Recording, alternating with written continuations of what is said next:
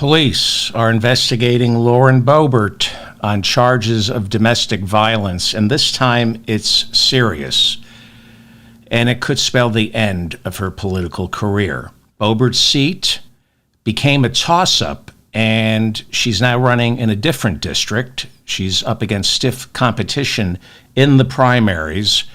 There's no guarantee she's going to get the nomination, and now, as of this morning, it looks doubtful. It's serious. Later on today's program, I write Lauren Boebert's political obituary. This time, I think it went too far. The chairman of the Florida Republican Party is out. Christian Ziegler, who has been accused of rape and video voyeurism, was ordered to step down as chairman of Florida's Republican Party after a vote was taken at an emergency session in Tallahassee on Monday. It was a voice vote, and those in attendance say very few expressed support for Ziegler, whose wife, Bridget Ziegler, was forced to step down as one of the leaders of Moms for Liberty after she admitted to partaking in at least one threesome with her husband and the woman accusing him of rape. Bridget Ziegler was asked to resign from her role on the Sarasota School Board, but she refused. Bridget Ziegler, despite admitting to bisexual activity, has been an outspoken critic, along with her husband, of Florida's LGBTQ community. She was instrumental in the passage last year of Florida's Don't Say Gay bill, along with other laws that persecute transgender students. Last year, the largest LGBTQ lobbying organization in America issued a travel advisory for the state of Florida, warning members of the LGBTQ community that it is not safe to visit Florida. News broke last month that the woman who Christian Ziegler has known for 20 years is now telling police he raped her. Ziegler reportedly handed over cell phone video to prove the sex was consensual, but police say they are now looking into charging Ziegler with video voyeurism since the woman claims she had no idea she was being filmed. Donald Trump's civil lawsuit filed by journalist E. Jean Carroll begins a week from today. Last year, E. Jean Carroll won a defamation lawsuit after a jury concluded that she was entitled to damages after Donald Trump raped her and then defamed her. Right after the $5 million verdict, Trump appeared on a CNN town hall where he continued to defame E. Jean Carroll. So her lawyers then filed another defamation lawsuit, and that is the one that begins next week. The judge in the first trial is the same judge as the one in the second trial, and he has been very adamant in reminding Trump, his attorneys, and anyone willing to listen that the jury last year did in fact find Donald Trump guilty of rape. On Monday, lawyers for Donald Trump filed a motion to strike the word rape from next week's trial and not allow the jury to be informed that the previous jury found Donald Trump guilty of rape. Now, this trial is not about whether or not Donald Trump raped E. Jean Carroll. This trial is to determine the damages. And the judge, for the third time since the verdict came down, wrote that a jury last year concluded that under common law parlance, Donald Trump did in fact rape E. Jean Carroll. Over the weekend, the Trump campaign began running a television ad in Iowa insisting Trump was chosen by God to be president. Not only that, it's also a complete ripoff of a Ron De Santis ad from last year claiming God chose Ron De Santis to be president.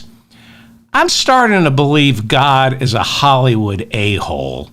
Love you, babe. You're the best. You got the part, I swear. No more auditions. Just wait by the phone. I'm calling your agent. You nailed the audition. Which one is it, God? DeSantis or Trump? You phony. The New York Post is reporting tonight that the newly unsealed documents in a civil lawsuit filed against Ghislaine Maxwell, Jeffrey Epstein's girlfriend, these new files suggest that before becoming president, Donald Trump was a frequent guest inside Jeffrey Epstein's New York City mansion, where he is reported to have had sex several times. Now, to be fair, Jeffrey Epstein is a psychopath, or was a psychopath, and a liar, and he liked people to believe he had tapes on them. So, as of now, there are no tapes to be found, and there is a distinct possibility that the witnesses who spoke of Trump and these tapes was doing so on orders from Jeffrey Epstein. But since we're talking about Donald Trump, it's what people are saying. It's what I've heard. I don't know if Donald Trump had sex inside Jeffrey Epstein's New York City mansion on numerous occasions. In fact, I hope it's not true. I like to think it's not true, but according to newly unsealed documents, that's what people are saying. That's what I've heard. Who knows?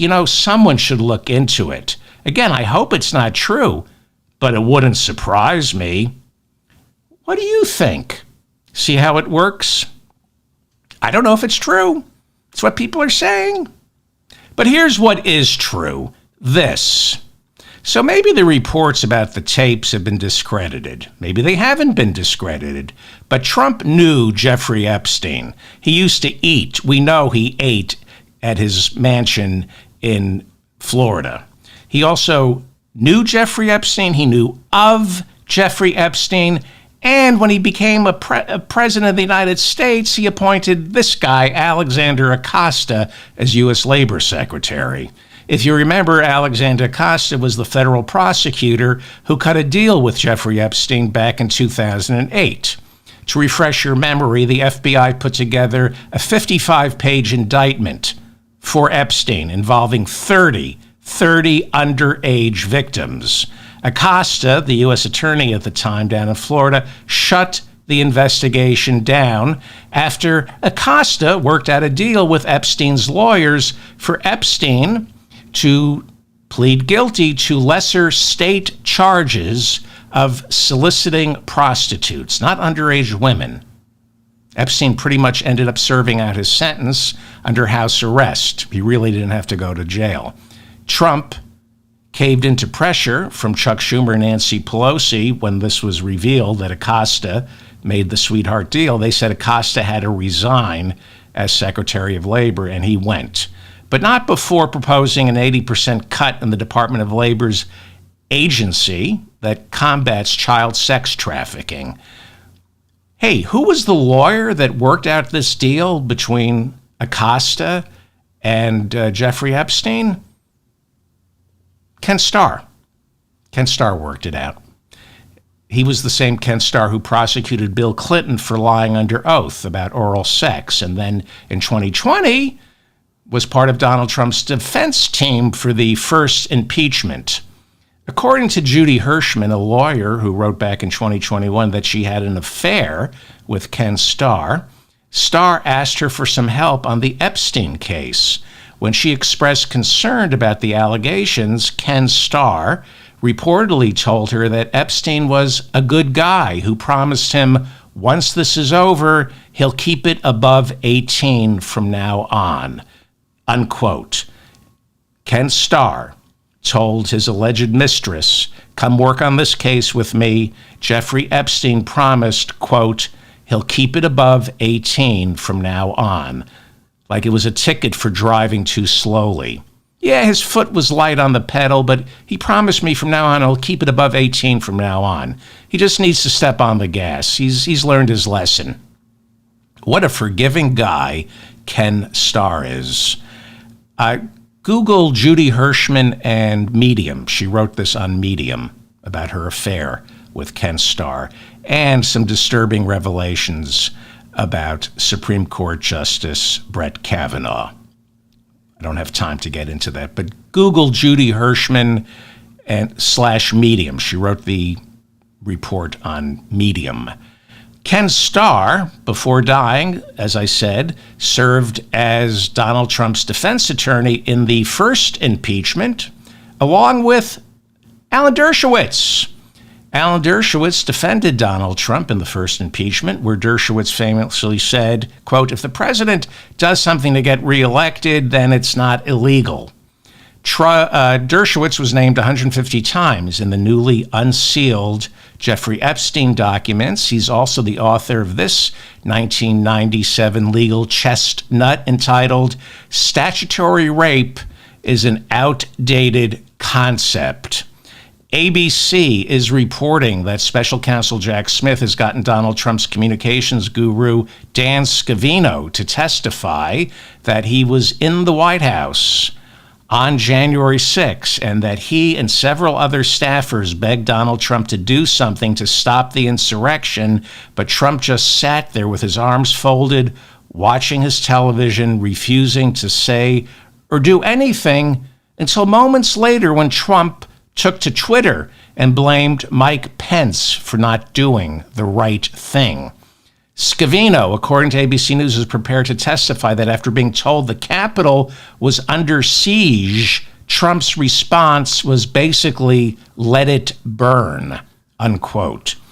ABC also reports that another Trump aide, Nick Luna, is prepared to testify that when he told Trump that Mike Pence had to be moved to a secure location in the middle of the insurrection, Trump responded, so what?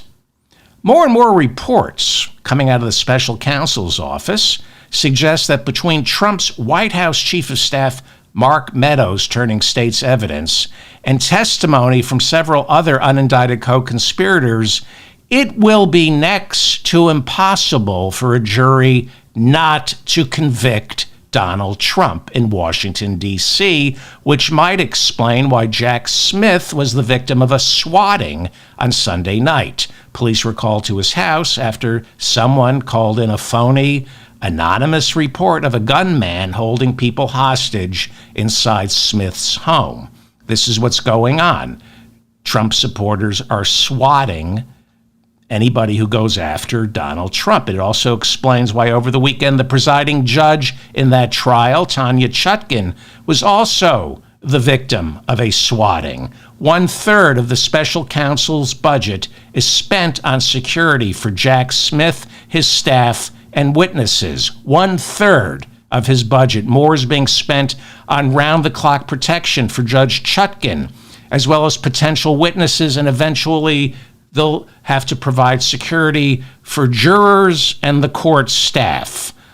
We know what's going on in Fulton County. We know that Fani Willis and her entire staff has round-the-clock security. This is exactly what fascism looks like. Election workers, members of Congress, prosecutors, judges, jurors, and witnesses are inundated by death threats. And all this fascist pig Donald Trump can say is, you know, if I'm indicted, if I lose the election, if the Supreme Court rules against me, I can't control how my supporters respond. Instead of saying to his supporters, knock it off, he says, Proud Boys, stand back and stand by. Stand by. On the campaign trail, he is now calling the hundreds of January 6ers behind bars hostages. He says he loves them. He says he loves the people who stormed the Capitol. He refers to them now as great patriots. In Iowa over the weekend, Donald Trump said, quote, I call them hostages. Some people call them prisoners. I call them hostages. Release the J6 hostages, Joe Biden. Release them, Joe. You can do it. Real easy, Joe. And it's not just crackpots like Paul Gosar of Arizona or Marjorie Taylor Greene calling them hostages. Elise Stefanik, the Harvard-educated wife of a gun lobbyist, part of the Republican leadership in the House, referred to the people arrested for their role on January 6 as hostages too. On Meet the Press Sunday, she referred to them as hostages. Steve Scalise, the majority leader, can't bring himself to say Joe Biden was legitimately elected. On Face the Nation Sunday, the Speaker of the House, Mike Johnson self-righteously took umbrage, was insulted when asked if he was still an election denier. An election denier? Of course I'm not, he said, but then refused to admit that Joe Biden won in 2020. Trump owns the House Republican caucus. So far, according to the New York Times, he has secured endorsements from 100 Republican members of the House. Nikki Haley has 0. Ron De Santis, who served in the House, only has 5 members endorsing him. One of them is Chip Roy, who, with Ken Buck, was the only member of the Freedom Caucus to certify the election for Joe Biden.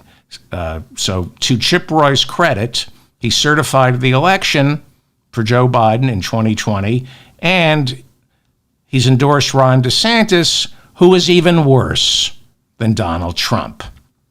Well, Alan Dershowitz pretty much said during the first Trump impeachment that if the president does something to get reelected, it's not illegal. Trump is now insisting he has something called presidential immunity. He and his lawyers are now claiming that the president of the United States cannot be charged after he leaves office for any crimes he may or may not have committed while he was president. Now, we know this is simply not true. When Trump's lawyers in the election interference case filed a motion to dismiss the charges based on presidential immunity, Judge Tanya Chutkan, who was just swatted, threw out the motion because it's ridiculous. Former presidents can be charged with crimes after they leave office for crimes they committed while they were in office. In fact, there are no laws preventing a sitting president from being charged with a crime while he is in office for a crime he committed while in office. The only reason Robert Mueller didn't recommend an indictment in the Mueller report was it's only the official policy of our Justice Department not to indict a sitting president. It's a norm. It's not a law, it's a norm. In 1973, the Office of Legal Counsel inside the Justice Department prepared a memorandum that has become official policy for the Justice Department, and that policy is a sitting president cannot be indicted for crimes he committed while he was president. Everyone else in the executive branch, according to this memorandum, may be indicted, including the vice president, and that happened to Spiro Agnew in 73 when that memorandum was written. Nixon's vice president had to resign, and he famously pleaded nolo contendere to a bribery case. Nolo contendere means no contest. It's a fancy way for saying guilty.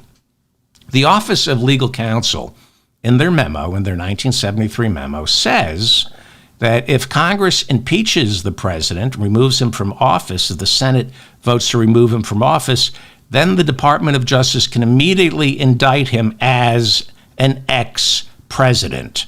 So in that memorandum, the Office of Legal Counsel said, you can't indict a sitting president. It's not against the law. It's just our policy. But you can indict an ex-president. If you remember, Trump's lawyers, wanting to delay this March trial, appealed Judge Chutkan's ruling. Judge Chutkan, the one who was swatted over the weekend, she threw out the presidential immunity motion, and his lawyers are appealing, hoping to slow the process down until after the November election, when presumably Donald Trump could do what Nixon did with Archibald Cox and fire Jack Smith. Smith filed a motion with the Supreme Court in December to expedite their ruling, asking for permission to leapfrog over the appeals courts to get a ruling so the trial could remain on schedule. The Supreme Court said no, the question of presidential immunity must go through the regular appeals process. Really? The Supreme Court doesn't know about presidential immunity? They want to hear the arguments in the lower courts? Well, on Tuesday, today, the Circuit Court in Washington, D.C. begins hearing Trump's ridiculous argument for presidential immunity. His ridiculous argument that the President of the United States can do whatever he wants and never be charged with a crime. Now, if the Supreme Court, and you never know, rules that there is such a thing as presidential immunity, this would be tantamount to Germany's Enabling Act in 1933 that gave Hitler untrammeled power. If there's such a thing as presidential immunity, it's over. And you got to remember, there are people like Bill Barr who believe in the unitary executive theory, which means they believe the president holds unlimited power over the entire executive branch with no judicial checks. In other words, the Justice Department works for the president, and he's immune. He is pretty much king for 4 years or 8 years. Trump announced that he will be in D.C. attending the hearing today. That's less than a week before the Iowa caucuses. Trump is going to sit in a courtroom and listen to the argument. Why? The same reason Judge Tanya Chutkan and Jack Smith got swatted over the weekend. This is Trump eyeballing the judges to let them know he knows who they are and where they live. The only reason he's going to be there today is to intimidate. The two legal precedents to watch in all this are Nixon versus Fitzgerald and Clinton versus Jones. I'll start off with Clinton versus Jones. Paula Jones filed a sexual harassment suit against President Clinton, claiming that he sexually harassed her when he was the governor of Arkansas. He claims he exposed himself in a hotel room. She claims he exposed himself in a hotel room and asked her to pleasure him. She filed the lawsuit while Clinton was president of the United States. The lawsuit was funded by the vast right-wing conspiracy that wanted to remove Clinton from office by any means necessary. Well, the president went to the Supreme Court and said, I shouldn't have to sit for a civil lawsuit. I got more important things to do. But the Supreme Court issued a narrow ruling saying that a sitting president can't be tried in a civil court for damages he committed while he was president. The court ruled, however, that a sitting president can be tried in a civil court for damages he committed before he became president. Paula Jones accused him of harassing her while Clinton was governor before he was president. So the Supreme Court ruled that Clinton could be deposed while he was president. He could be deposed by Paula Jones's attorneys. Now, at the time, Ken Starr, remember him? He was the independent or the special prosecutor. I always get those confused, but he was the prosecutor looking, I think it was the independent prosecutor. I think that's what they call them. We don't have them anymore, but he was the independent prosecutor looking into, let me know in the comments, is it special prosecutor or independent prosecutor? I'm going to bet that it's independent prosecutor, but they don't have them anymore. Ken Starr at the time was the prosecutor. He was Archibald Cox looking into the Whitewater scandal, which was nothing. But, he had nothing. He was spending tens of millions of dollars. He had nothing. He poured over Hillary Clinton's billing records at the Rose Law Firm in Arkansas. Found nothing. He had nothing. He was empty. However, Ken Starr knew Paula Jones's attorneys. They were all part of the same conspiracy. And when Linda Tripp, Monica Lewinsky's friend, told Ken Starr that Clinton was carrying on with Monica in the Oval Office, which was perfectly legal, Ken Starr decided to set up a sting operation. He told Paula Jones's lawyers, hey, you're going to depose Bill Clinton. Why don't you ask Clinton about Monica Lewinsky during the Paula Jones deposition? Well, he set up a sting. And Clinton was asked about having sexual relations with Monica Lewinsky, and he denied it. and he was busted. It was a sting operation. They had nothing on Bill Clinton, so Ken Starr forced him into committing a crime. It was a honeypot to get him to lie under oath about sex with Monica Lewinsky.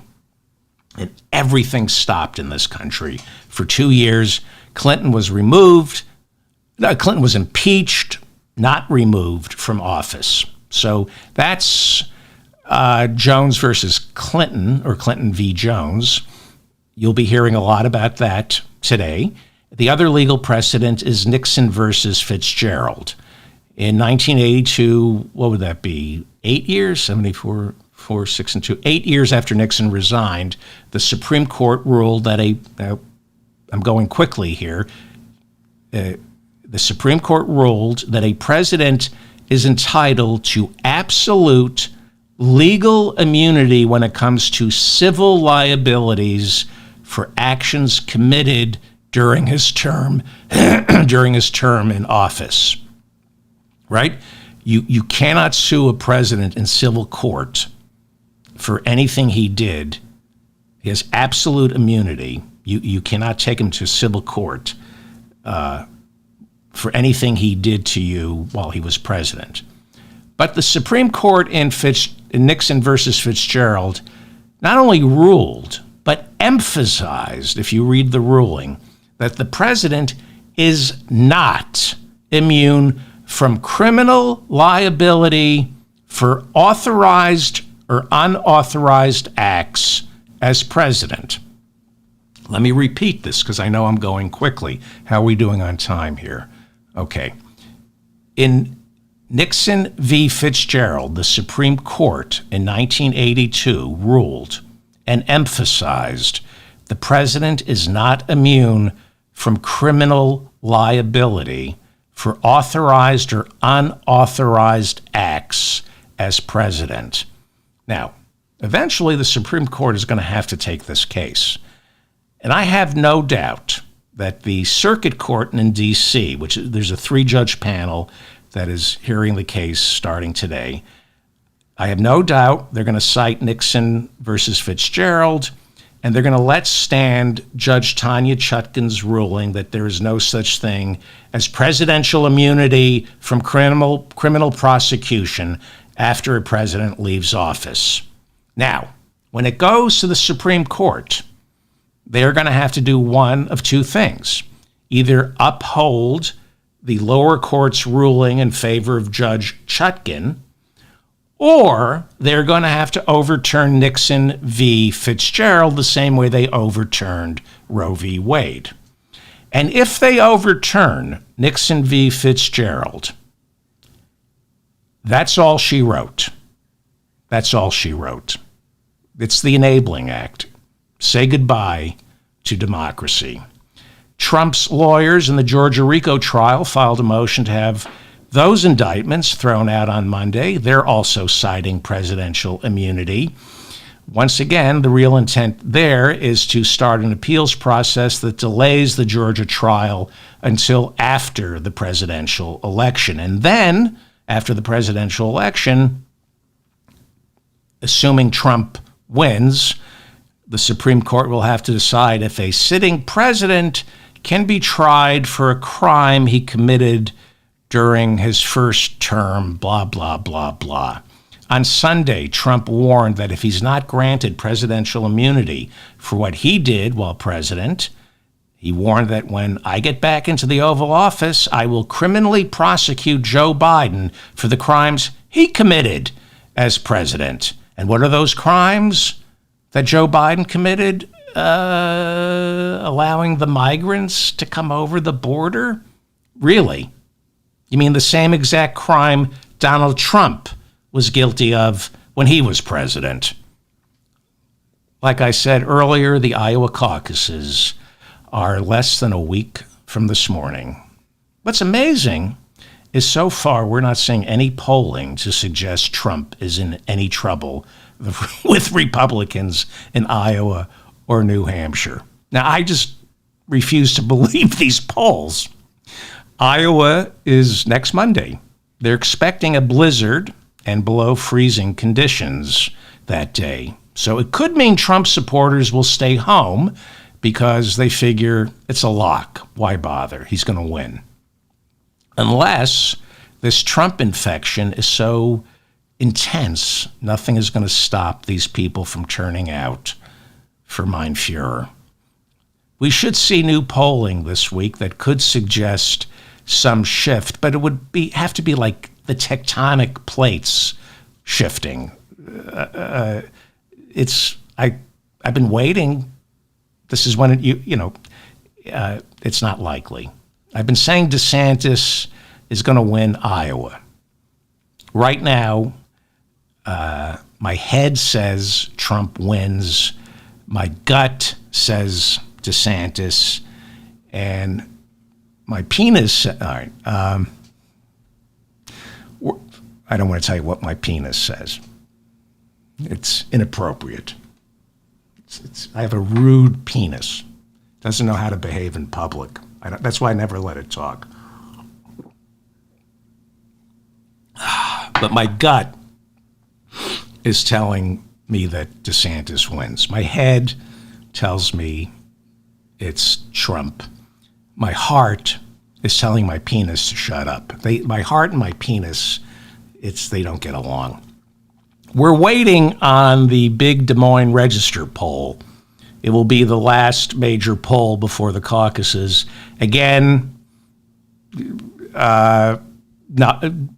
nothing. Here are the Real Clear Iowa polling averages. Real Clear Iowa averages show Trump with a majority, not a plurality. I mean, this is 51.3%.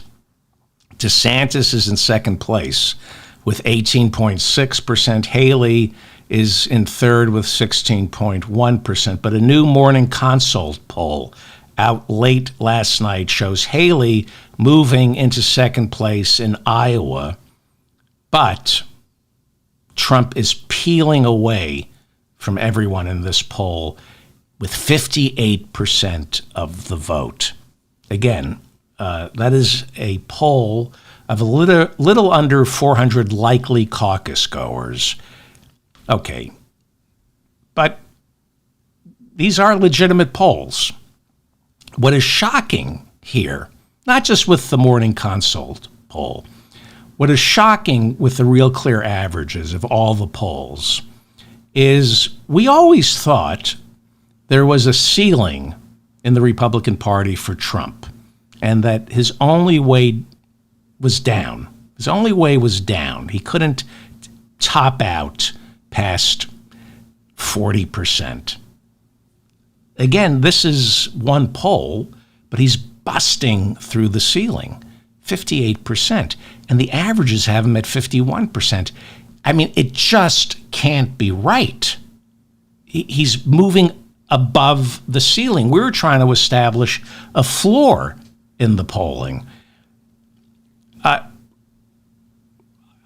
It is the early warning signs of a wave election. Like I said before, Trump appears to be running as a successful incumbent. It's like the interim period with Joe Biden doesn't exist for these Republicans. It's just 2020, but he's more popular. Here is what is so frightening. When it comes to policy, you vote DeSantis over Trump. If you're a MAGA Republican, if you're a Republican, when it comes to policy, you would vote DeSantis over Trump. If you believe all the things Donald Trump says he believes, then you should vote for Ron DeSantis because he actually knows how to pull the levers of power and get those things done. So why Trump? Why is DeSantis in third place? Because we're talking about a cult of personality. This is what is emerging. We knew this in 2016. Trump could come out in favor right now of Medicare for all. He could announce amnesty for the migrants. He could say, let's tax the billionaires out of existence. I suspect most of the people who are going to vote for Trump in the Iowa caucuses and in New Hampshire would be all in on Trump no matter what. If Donald Trump started saying, tax the billionaires, we got to get off fossil fuels, we've got to stop drilling, the same people who are voting for Trump right now would still be voting for him because it's not about policy. Iowa is looking like Republicans believe in one thing, Donald Trump, and they don't believe in democracy. Again, I have to believe that people who don't believe in democracy don't show up to vote on Election Day. It's kind of a catch-22 for crypto-fascists. I'm hoping the polls are wrong and that people who say they're going to vote for Trump, well, forget it. I have no idea. I have no idea what's going to happen. And I have no idea who I want to win in Iowa or New Hampshire. I'd like to see Trump lose, not get the nomination, and watch him incinerate. But, you know, polling shows, and I don't trust this polling, that Haley would be tougher for Biden to beat. I don't believe that. I think she's an idiot, and that's why she's not getting the nomination. And either is DeSantis. It's gonna be Trump. I just wish I could. The Hill is reporting that Ron De Santis is expected to suspend his campaign after Iowa, when or if he loses Iowa, because there's no path forward for Ron De Santis. He bet it all on Iowa. No candidate has spent more time in Iowa than DeSantis. He's got the governor's endorsement. He's got the state's top evangelical leader's endorsement. If DeSantis has any hope of surging, it's going to be in Iowa. Not Florida. He's the governor of Florida. That's a lock for Trump. So if DeSantis can't win Iowa, he can't win anywhere, and that's all she wrote. DeSantis refuses to say anything bad about Donald Trump. But he did let slip over the weekend that if Trump loses Iowa, Trump will refuse to admit defeat. And we know that. We know that he will refuse to admit defeat. And even DeSantis is saying that. Trump lost Iowa in 2016 to Ted Cruz and immediately screamed fraud. And now, to set the stage for a possible loss or a win but not a blowout, a mailer is being circulated in Iowa already accusing Ron DeSantis of voter fraud. The Trump people are sending out a mailer accusing Ron DeSantis of stealing the Iowa caucus. This is based on something his wife said, where she invited, his wife isn't too smart, DeSantis' wife, invited people from out of state to come caucus in Iowa. But this is identical to 2020. 2 months before the 2020 presidential election, Trump had John Eastman and another lawyer named Cleta Mitchell. They were two of Trump's outside attorneys. They began preparing for litigation immediately after the November election. 2 months before the election, they were preparing to file lawsuits charging voter fraud. If it's like in Citizen Kane, remember the two headlines are printed, John Foster Kane wins or fraud at the polls. Remember that? Well, if Trump wins, like John Foster Kane, the election is fair. If he loses, it's fraud. Mark Meadows, Trump's odious chief of staff, has told Jack Smith, and he's going to testify in the Washington, D.C. election interference trial. Mark Meadows told Jack Smith that on election night, when Trump went out and refused to concede, saying there's evidence of fraud, Trump had made those statements with zero evidence. When Trump was nominated for an Emmy for his role on The Apprentice. He lost, and he immediately accused the Television Academy of fraud. It's his knee-jerk reaction. It's like breathing to him. Charging fraud, he does it without even thinking. Now, supposedly, Nikki Haley might be in striking distance in New Hampshire. That's according to one poll. But here are the real clear New Hampshire polling averages. New Hampshire.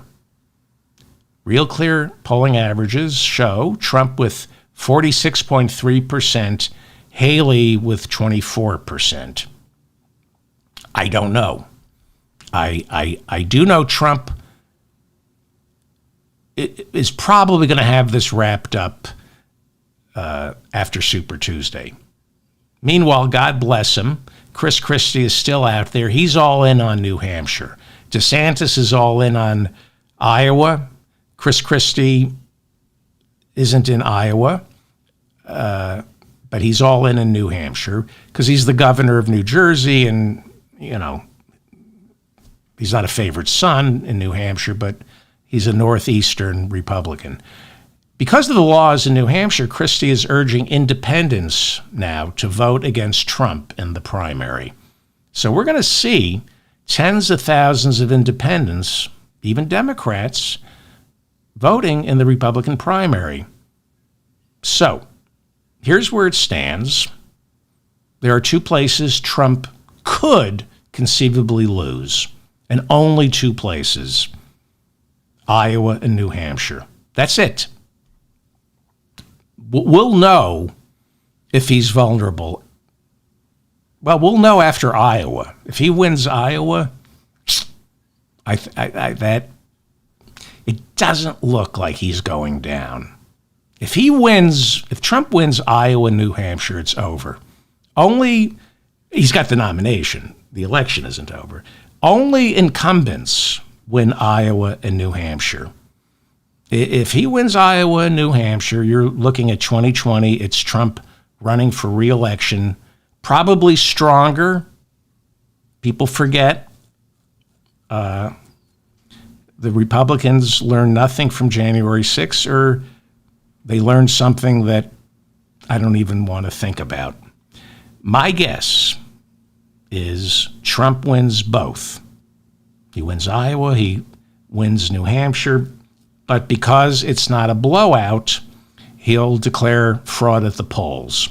He'll win both, but he'll still declare fraud at the polls. He's going to win and then insist he should have won by a much wider margin, but Ron De Santis pulled something in Iowa and Chris Christie pulled something in New Hampshire. That's what my head is telling me. If you watch the Golden Globes, Joe Coy didn't bomb.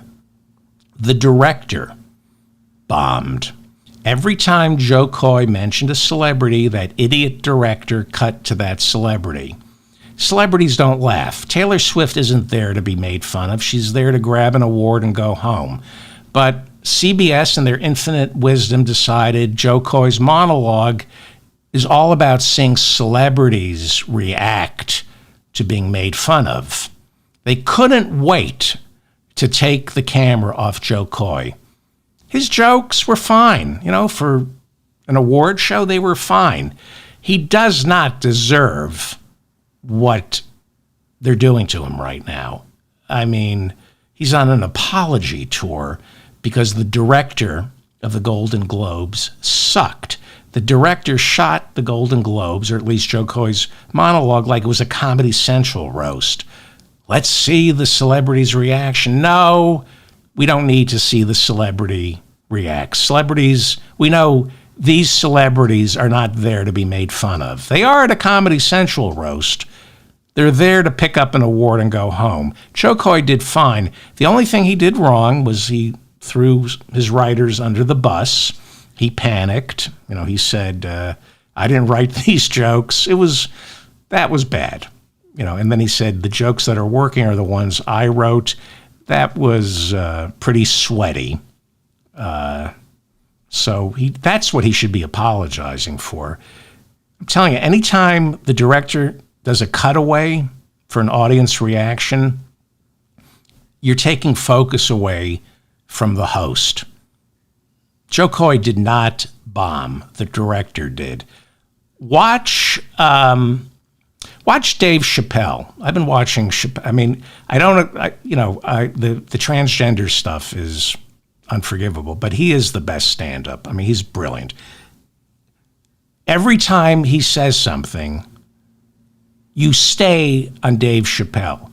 I don't want to look at the effing audience, like these close-ups of audience members reacting. You stay on the comic, not the audience. That director of the Golden Globes, I don't know who it is, but Joe Coy should sue him. This is the mop-up for January 9th, 2024. Did I get it right? It says here 2023. It's 2024. I'm David Feldman. Did I get that right? Yes, I'm David Feldman. Thank you for finding me. Please like this episode, please. What else? Please share it. Please subscribe to my channel and my newsletter. If you're enjoying this, please share it with your friends. That's the best way to help me, is by sharing this with your friends. The Wall Street Journal reports that America's murder rate plummeted in 2023. Bad news for law and order Republicans who are still trying to convince voters that under Joe Biden, crime and murder are soaring. Please pay attention to this. This is ammunition you need, and it's from the Wall Street Journal, which is owned by Rupert Murdoch. The murder rate spiked in 2020 when Trump was president, okay? According to the FBI, when Trump was president in 2020, the murder rate jumped 30% nationwide. You want to take on your crazy uncle? The murder rate under Donald Trump spiked 30% nationwide in 2020, and that doesn't include all the COVID patients Donald Trump killed. Now, before that, the murder rate had been going down, down, down for decades. Okay? Spikes 30% nationwide in 2020. This is the FBI. Then in 2021, Biden became president, and the murder rate only rose 4%. The first year Biden was in office, and everybody's going, under Biden, the murder rate, it's not safe. What do we do? Under Trump in 2020, it goes up 30%. Biden goes up 4%. And then in 2022, Biden's second year in office, what happens? The murder rate goes down 4%. And it's been going down ever since. That's bad news for your crazy uncle. Fox won't tell you that. That's Rupert Murdoch's news station. But his Wall Street Journal is reporting that yesterday. In 2023, according to Rupert Murdoch's Wall Street Journal, murder dropped 15% in America's top 10 cities. You know, the top 10 cities, those are blue mayors, Democrats. There was a 20%, this is really sad for Republicans. I'm sorry. There was a 20% drop in homicides in Philadelphia in 2023. I'm sorry. 16% drop in homicides in Los Angeles. Guess where the murder rate is still going up in 2023? Texas. Dallas reports a 15% increase in homicides for 2023. Austin, murder rate is up 3%. But Republicans, because they can only talk about what they see right in front of them, they go, look what's happening in Texas. Under Joe Biden, the murder rate is going up, up, up, up. Look what's happening in Texas. It's not safe in Texas. No, you idiots. Under Joe Biden, the murder rate is going down, down, down. It's going down, down, down. It's going up, up, up in Texas, but it's going down, down, down in the rest of America. Texas, in your little laboratory of democracy, it's going up, up, up because the number of Texas douchebags carrying weapons in your state is going up, up, up. Where there are lax gun laws, more people die. I went over this, I think, not last show, but the show before that. Incontrovertible evidence. Where there are lax gun laws, more people die. And on that show, I addressed Chicago. Illinois still has a lower gun homicide rate than has a lower gun homicides than Texas and Florida. Okay. Lauren Boebert, Republican. Lauren Boebert and her ex-husband have had another run-in with the police. This time, it's serious. This time, Jason Boebert called the police to report he is the victim of domestic violence, claiming the Colorado congresswoman punched him several times in the face while they were dining Saturday night at Miners Claim Restaurant in Silt, Colorado. Police Chief Mike Kite spoke with the Washington Post yesterday and said he is reviewing surveillance video and the incident is being investigated. Boebert denies she attacked her ex-husband. Although, I saw that surveillance video of her attending a performance of Beetlejuice last year with her then boyfriend, I have to say she can be pretty good with her hands. Boebert issued a statement yesterday saying the accusations are false and they make her glad she decided to switch congressional districts because she says there's just too much baggage in the one she currently represents. If you recall, last week Boebert said she would run for re-election, but in Colorado's 4th congressional district, that's a seat being vacated by Republican Ken Buck, who announced his retirement late last year. Boebert won her old district in 2022 by fewer than 600 votes, and it was doubtful she could win it again. Aspen City Councilman Democrat Adam Frisch, who came so close to winning last time, is running again for that seat, and that seat is now considered a toss-up, especially since Frisch has been lavished with close to $9 million in donations, especially from out-of-state contributors who want Boebert gone.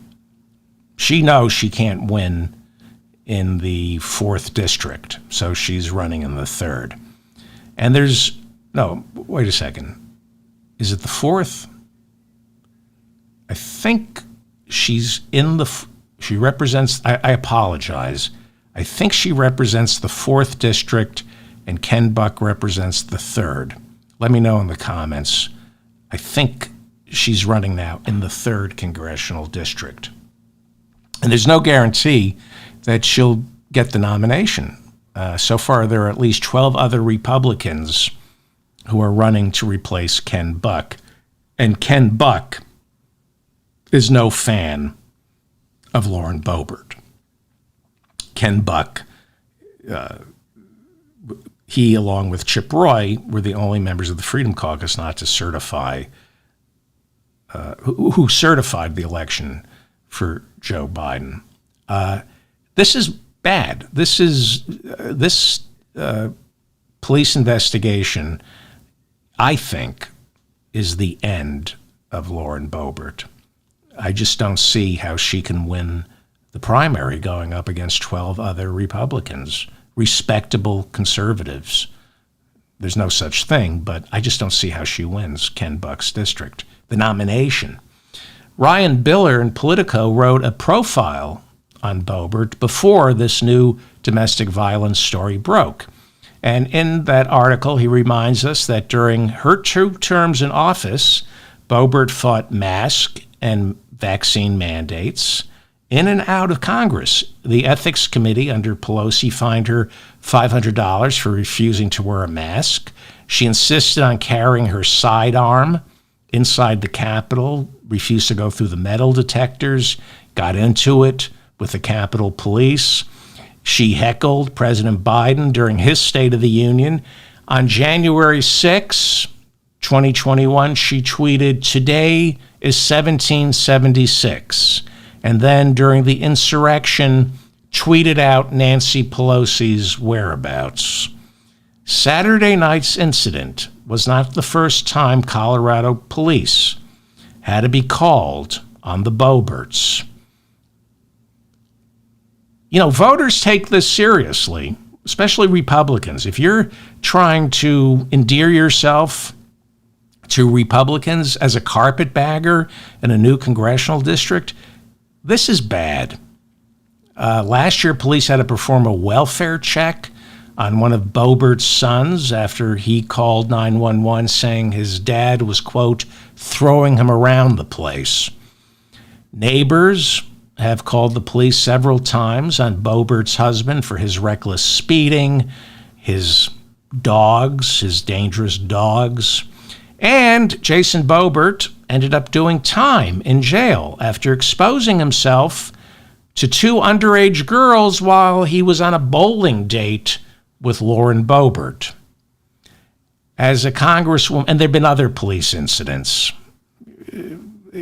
traffic incidents, that her promoting underage drinking and telling underage drinkers to run away from the cops, and she was arrested for trying to stop the police from arresting underage drinkers. As a congresswoman, Lauren Boebert has spoken openly against same-sex marriage. She called America a Christian nation. She taunts Muslim members of Congress, calling them terrorists.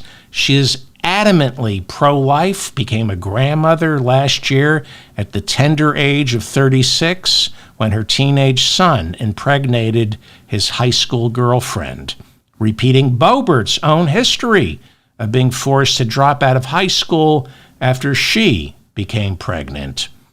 Boebert dropped out of high school. She eventually got her GED, but she never went on to college.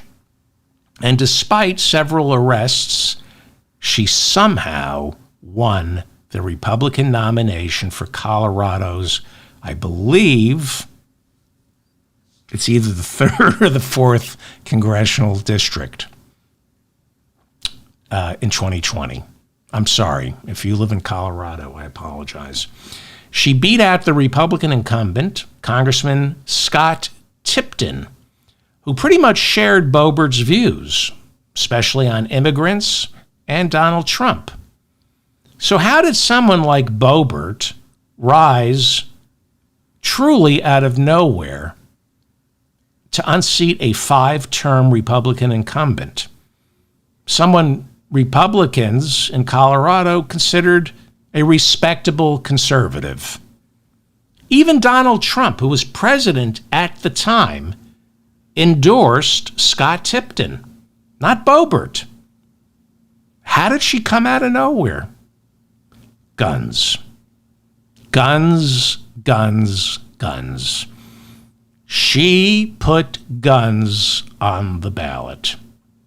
She ran as a gun rights activist in a heavily rural district that wasn't just heavily Republican.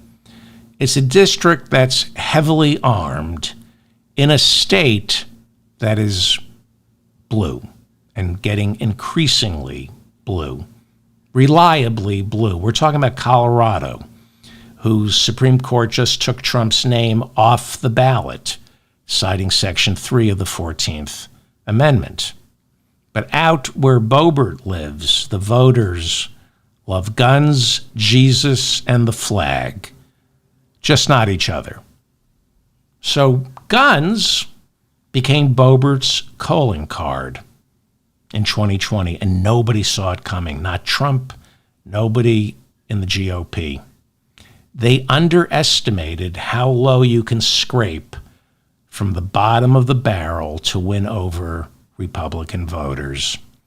The voters in her district love guns. At the time of her election, she and her ex-husband owned a restaurant in Rifle, Colorado. There's a city in Colorado named Rifle. In Rifle, Colorado, she and her now ex-husband opened a restaurant called Shooters. It's a play on Hooters, but instead of celebrating the waitresses' busts, the restaurant celebrated the guns that the waitresses were carrying. Shooters, get it? Shooters. It's now defunct after several public health safety violations that included food poisoning from some sliders that caused severe diarrhea, making me wonder if guns were why the restaurant was called Shooters. Yeah, as a restaurant owner, the Boeberts did not care too much about food safety. And that's the thing about people who don't want strict gun laws. They don't want any laws.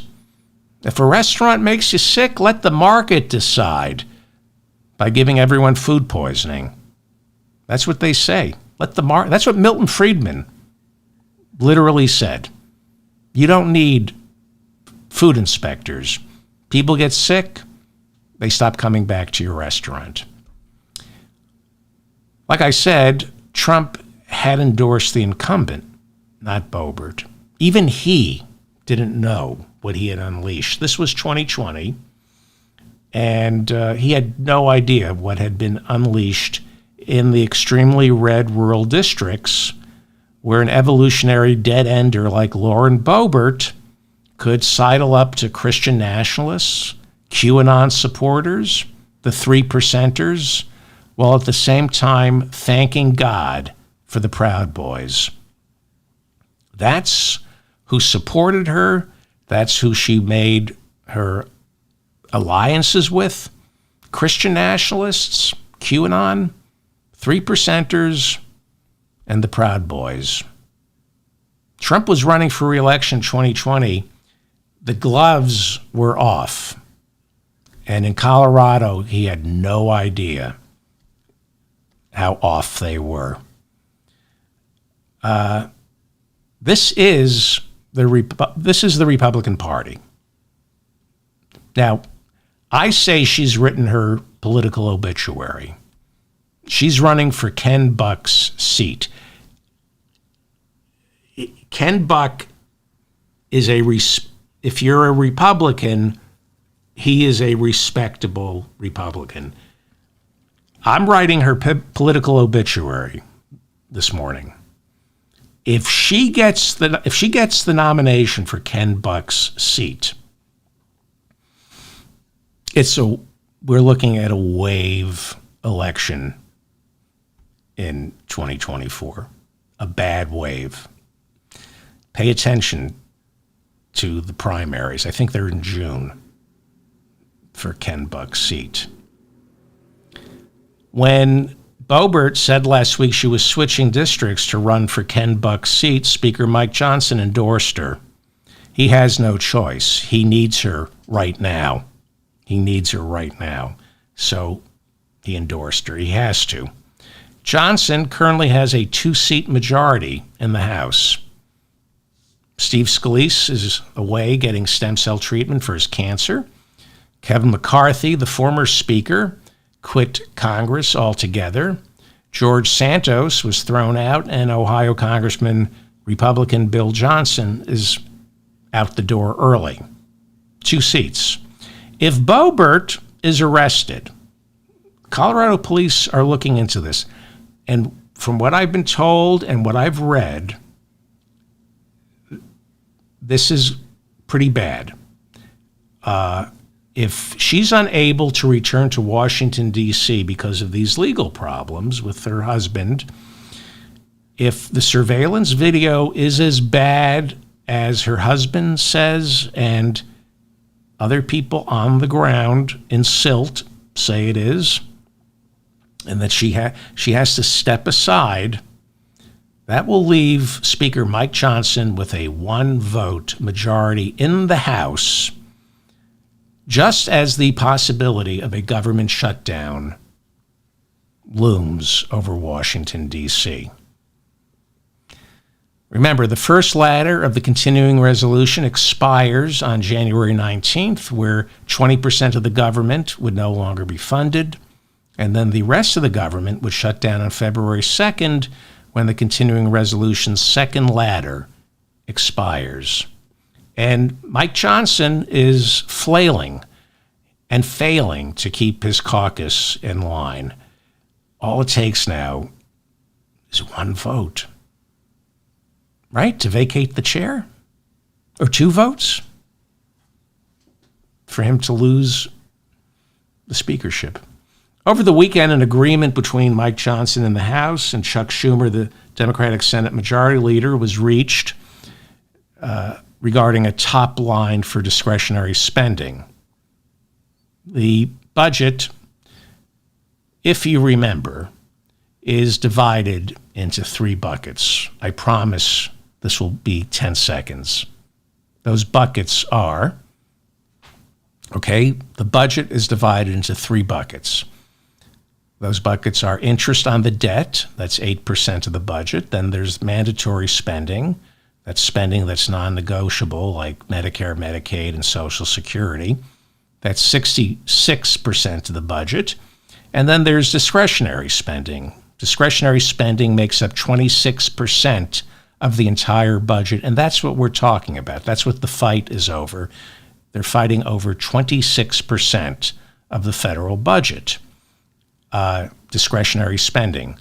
And that is split between the military and non-military. Now, military last year was 45% of discretionary spending. Non-military was 55% of discretionary spending.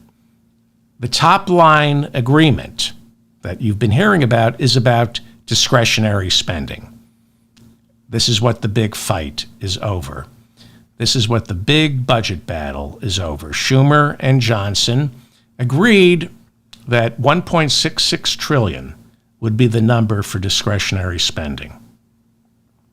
The budget is several trillion dollars, but discretionary spending is what they're fighting over, and that's $1.66 trillion. They've agreed that that's the number for discretionary spending, with $772 billion going towards non-military spending and $886 billion going towards military spending. So I looked into this. It doesn't make sense because for the 2024 budget, we're spending more on the military than we are on non-military, or at least that's the agreement. Last year, we spent 45% on military and 55% on non-military. But the deal, maybe I'm wrong here, but it looks like the deal now is to spend more on the military than on non-military. I hope I'm wrong. And so the $1.66 trillion top line number will be divided into the 12 appropriations bills that make up the 2024 budget, which should have been passed in October of 2023. So that's why we have continuing resolutions. Now, over the weekend, everyone thought a shutdown might have been averted. But then Monday, the hard right Freedom Caucus announced they hate the deal, they hate Mike Johnson, and as of now, what happens is anybody's guess. Before I leave you, I have a call to action. I'm going to give you Mike Johnson's phone number and his address. Everybody can be redeemed. Everybody can be redeemed. Everybody can be forgiven. I'll give you his address and his phone number in a second. I'm going to ask you for a favor. Punchbowl and Axios are reporting the possibility that the child tax credit expansion may be restored. There are two committees to watch on this. There's the Appropriations Committee. They're the ones who finalize the budget. The 12 budget bills come out of appropriations. Then there's the Ways and Means Committee, which is in charge of writing the tax code. Ways and Means collects the taxes, and the Appropriations Committee spends it. Now, Punchbowl and Axios are reporting that a deal has been struck between House Ways and Means Committee Chair Jason Smith. He's a Republican, I believe from Missouri. He's from Missouri. Jason Smith, the chairman of the House Ways and Means Committee, has made a deal with Senate Finance Committee Chair Ron Wyden, he's a Democrat from Oregon, in which the child tax credit expansion would be renewed retroactively for 2023, meaning when people who qualify file their taxes, they would receive a huge chunk of cash in the mail. Now, if this actually happens, I will cry. It would make me so happy. And if Mike Johnson can do this, I will convert to Christianity. I will become an evangelical Christian. If he does this, everybody can be redeemed. Now, in exchange for bringing back the child tax credit expansion, Democrats have agreed to provide big business with additional tax credits on things like research and development or interest on corporate debt, right? So this is the split between the Democrats and the Republicans. The Democrats are saying we want to expand the child tax credit, and the party that calls itself Christian says, well, if you're going to do that, you have to expand tax credits for the rich, for the corporations. Okay. I can live with that.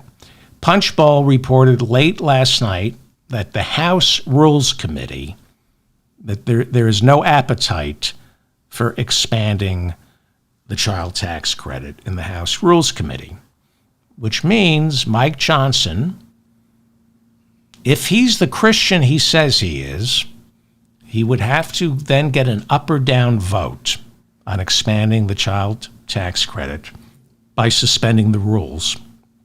And that requires a 2/3 majority in the House of Representatives. That's how the continuing resolution was passed, and through a suspension of the rules.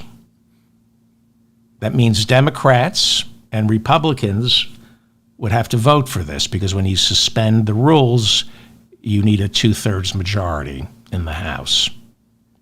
Now look, the child tax credit, I'm going to ask you to do something. I'm going to give you his phone number and his address.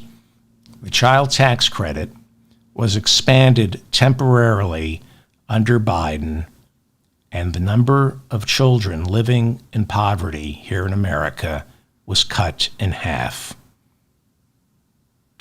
Wasn't good enough. The way we measure poverty, I don't want to get into how we measure poverty and the yardsticks. But the number of children living in poverty was cut in half in 2021. But then Republicans let the expansion of the child tax credit lapse at the end of 2021, and what we saw was child poverty doubling. Now, the results are undeniable. Child tax credit is, I don't want to call it welfare. I don't know what you would call it. It's if you file your taxes and you prove that you have children, you can get, right now, I think it's $2,000 a year. But under Biden, they expanded it. And I don't know what the number is, but it was a lot. I think it was like $600 a month for each kid for some people. The results are undeniable. I may not have these numbers right, but I do think for some Americans, the child tax credit came out to $600 a month for each child, I think. I'm imprecise here. But when you expand child tax credits, the results are in. Children have more to eat, they have clothes to wear, places to live, and working moms don't have to choose between insulin, food, or rent. Their parents, despite what the odious Democratic Senator Joe Manchin insists, their parents don't end up spending that money on drugs. I talked about this earlier. Joe Manchin fought the child tax credit expansion. He said, I know my constituents, they're only going to spend that money on drugs. I want you to do me a favor. If this deal somehow comes to pass, it would make a significant change in people's life. Now, I know you're always asked to give to this charity or that charity. Expanding the child tax credit will do more than any charity you donate to. And it's not going to cost you any more money. In fact, you may end up making money. This is what good government does. It's better for the government to distribute this money than it is for a 501c3. The child tax credit needs to be expanded. So I'm going to ask you for a favor. Speaker Johnson's phone number is 202-225-2777, 202-225-2777. Leave a message. Be polite. Don't be an a-hole. Just say, I'm calling, I'm asking Speaker Johnson to make sure that the child tax credit is expanded. Please expand the child tax credit. Call the number 202-225-2777. Excuse me. And do it. Just leave a message. More importantly, send a postcard. Don't send a letter. Send a postcard. Never send a letter. Send a postcard. They read postcards. This is 2024. They're not opening letters. They open letters with hazmat suits. Send a postcard. His address is Speaker Mike Johnson, 568 Cannon House Office Building, Washington, D.C., 20515. It's Speaker Mike Johnson, 568 Cannon, Cannon House Office Building, Washington, D.C., 20515. His phone number is 202-225-2777. Politely request that he makes this happen. Suspend the rules. Pass this under suspension with, I think it's 2/3 of the House then has to pass it. The Democrats would be on board. Pass the child credit expansion. Expand the child tax credit. This is better than giving to charity. Nobody in the government makes $800,000 a year. Last time I checked, the head of the United Way, the head of the Red Cross, they're closing in on $1 million a year. Go look at what the Bill Gates Foundation pays its leaders and with the administrative costs. I believe in government. I believe in good government. This is the most efficient way to get money to our children through expanding the child tax credit. So if you want to do me a favor, please contact Mike Johnson and, of course, Chuck Schumer and Hakeem Jeffries. But if Mike Johnson is the Christian he says he is, the babies, right? I'm David Feldman, reminding you to stay strong and protect the weak. Thank you so much for listening to me. If you enjoyed any of this, please write and call Mike Johnson. Please like this so I remain in your feed. That's the best way to make sure that I'm in your feed is by liking this episode. If you can subscribe to my channel, I would appreciate it. Please subscribe to my newsletter. Leave comments. I read all your comments. I know I make mistakes. I have to issue some corrections. I'll get to them. Thank you for correcting me. I know I made a couple of mistakes. I have no idea now. I think she represented the 4th Congressional District. I think. And she's moving into the 3rd Congressional District, I think. And, she's really bad, Lauren Boebert. I like the fact, here's what I like about Lauren Boebert. I like the fact that she didn't go to college. I like the fact that she needs her congressional salary.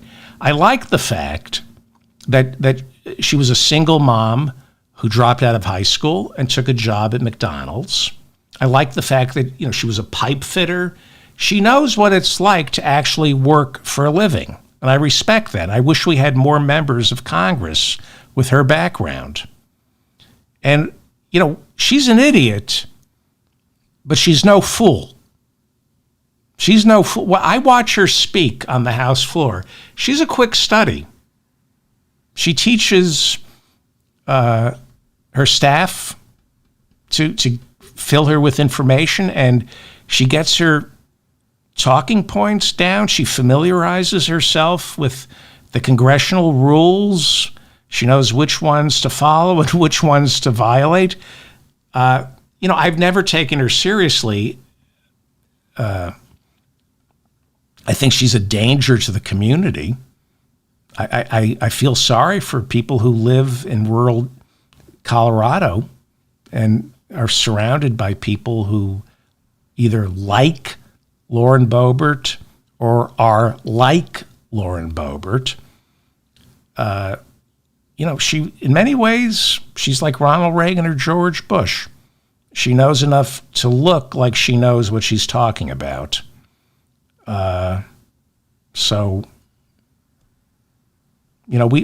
and I come from very different backgrounds. And she made choices. She gravitates towards garbage.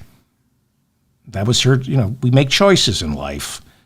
She has always gravitated towards garbage. She married garbage, and when you surround yourself with garbage, you become garbage. We soak in what's around us. And after you soak in the garbage, you become garbage. So, anyway, I will see everybody tomorrow. Thank you to the mods. Thank you, Bob, if you're here. It's late. Thank you. I'll see everybody tomorrow. Oh, this is an audio podcast, so subscribe to it as well. Bye.